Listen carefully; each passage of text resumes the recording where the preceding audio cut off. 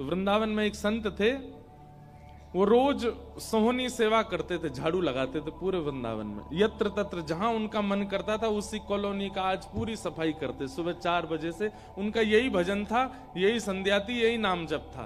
सोहनी लेते और लेकर के बुहारते पूरे मार्ग को, और हमारी आपकी तरह नहीं जोर जोर से, नहीं, धीमे धीमे। उनके मन में यह भाव था कि वृंदावन श्री प्रिया प्रियतम का ही स्वरूप है, इनके प्रति मैं रोष नहीं करूंगा, धीमे धीमे। और जब बुहारते थे तो अपने नेत्रों से ध्यान पूर्वक ब्रज की रज को देखते थे, कहीं कोई चिन्ह दिख जाए, कहीं किशोरी जी के चरण रज दिख जाए, कहीं ठाकुर जी के चरण दिख जाए। करते करते जब वर्षों बीत गए तो किशोरी जी के मन में भाव आया, हम नित्य रास के लिए वृंदावन में जाते हैं और पूरे वृंदावन को सुव्यवस्थित ये महात्मा करके रखते हैं, और इनकी एक ही अभिलाषा है कि हमारे चरण चिन्ह इनको दिख जाएं। एक दिन किशोरी जी ने उनको अपने चरण चिन्ह का दर्शन कराया। वो चरण चिन्ह देख करके उनके मन में विश्वास हो गया कि हे श्यामाजू, चरण चिन्ह है इसका मतलब चरण भी है, और चरण है तो मतलब आप भी हो। जब चरण चिन्ह तक ले ही आई हो तो आप अपने दर्शन भी करा दो। अब अगली उनकी स्थिति हो गई कि अब चरण चिन्ह नहीं, अब तो प्रत्यक्ष किशोरी जी को देखना है।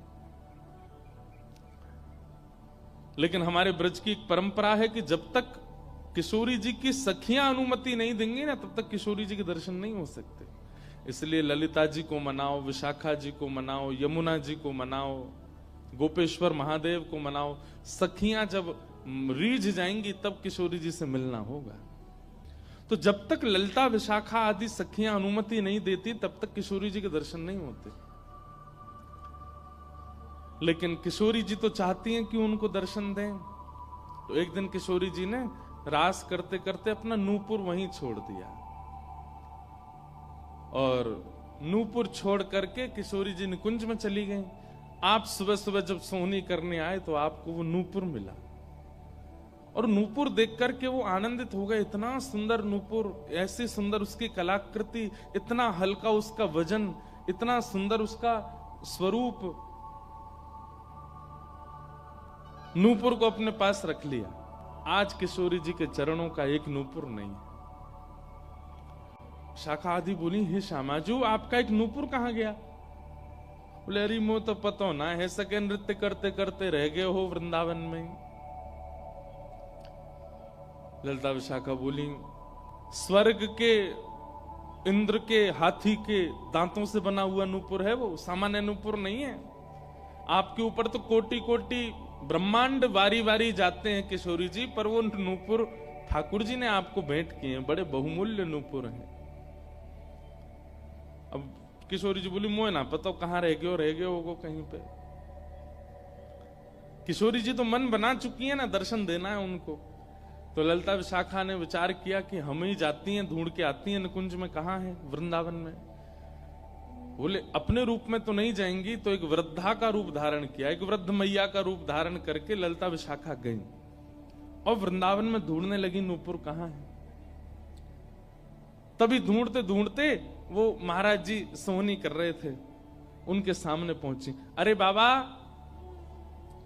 हमारी लाली आई सवेरे सवेरे यहाँ पे, और बाके पाम को एक नूपुर रह गयो, तेने देखो? बाबा बोले, तुम कौन हो रही? बोले, हम पास के गांव की रहवारी, हमारी बहू है वो, और या की लाली है वो, जाको नूपुर रह गयो है। बाबा बोले, मैं कैसे पहचान जाऊं कि तुम्हारी ही लाली का नूपुर है? भाई मनचले लोग हैं, बहुमूल्य वस्तु किसी पे देखते हैं तो सब अपना अपना बताते हैं। रोड में अगर 100 रुपया गिर जाए और 50 लोग वहां से निकल रहे हों, कि कोई पूछे भैया 100 रुपया किसका, सब अपनी जेब चेक करते, भले ही कुछ लेके नहीं थे, भले ही जेब में कुछ नहीं था, फिर भी देखते लग तो मेरा ही रहा थे, मेरे जेब में 100 रुपए तो थे। सब अपना बताते हैं बहुमूल्य वस्तु को। तो मैं कैसे मानूं कि तुम्हारा नूपुर है? अरे बाबा, हम कह रहे हैं तुम थे। बोले, कहवे को अभी मैंने तो नूपुर, मैं तो असमंजस में पड़ जाऊंगा कि मैंने गलत आदमी दे दियो। बाबा फिर कैसे मानेगो?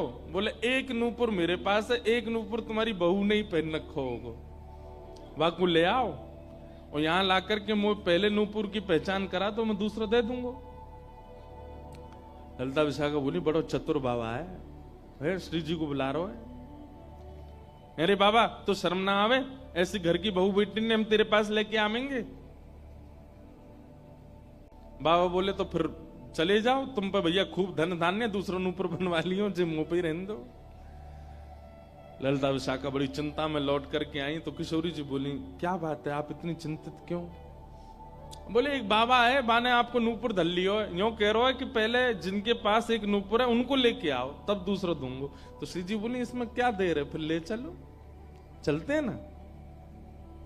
विशाखा जी समझ गई, बोले हे ललिता जी ये सब लीला किशोरी जी कर रही हैं, इनको दर्शन देना है उनको, और हमसे और आपसे स्पष्ट कह नहीं सकती, क्योंकि हम तो फिर सबको परखने लगती है ना कि इसमें कोई दोष तो नहीं, इसमें क्या गुण है।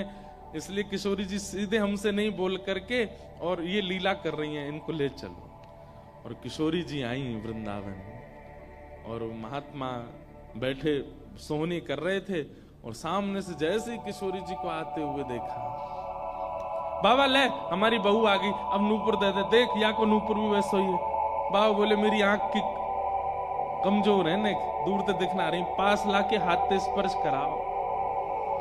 ललिता विशाखा बोली बाबा तो शर्म ना आ रही अपनी बहू को स्पर्श कराना?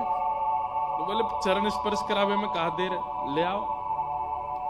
किशोरी जी समीप गई, जैसी चरण स्पर्श किए अपने हाथों से नूपुर पहना करके लिपट गए चरणों से। हे किशोरी जी, हे श्यामा जी, अब कृपा करो, मैं जानू ना तो ये दोनों कोई बूढ़ी मैया हैं और ना आप इनकी बहू हो, आप साक्षात किशोरी और ये ललिता विशाखा है, अब मुंह पे कृपा करो। तो किशोरी जी ने उसी नूपुर से उन महात्मा के सिर पर एक चिन्ह बना दिया, अपने नूपुर का ही चिन्ह बना दिया।